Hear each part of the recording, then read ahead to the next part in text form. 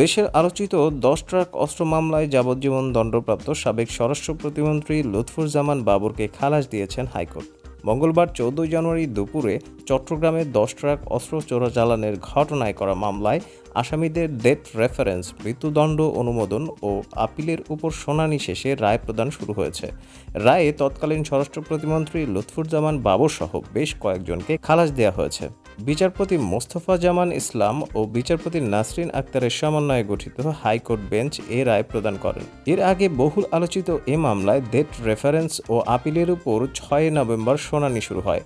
রাষ্ট্রপক্ষ প্রয়োজনীয় নথি উপস্থাপনের পর যুক্তি উপস্থাপন করেন। এরপর আসামিপক্ষ যুক্তিতর্ক উপস্থাপন করেন। উভয় পক্ষের শুনানি নিয়ে হাইকোর্ট রায় প্রদান করছেন।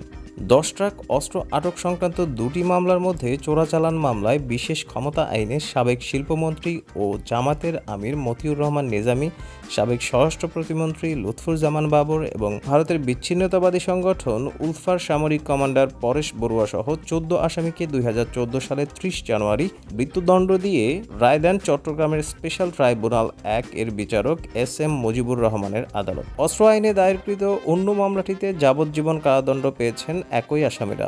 এছাড়া অস্ত্র আটক মামলার অপর ধারায় 7 বছর কারাদণ্ড দেন বিচারক। দণ্ডপ্রাপ্ত প্রত্যেক আসামিকে 5 লাখ টাকা করে জরিমানাও করা হয়।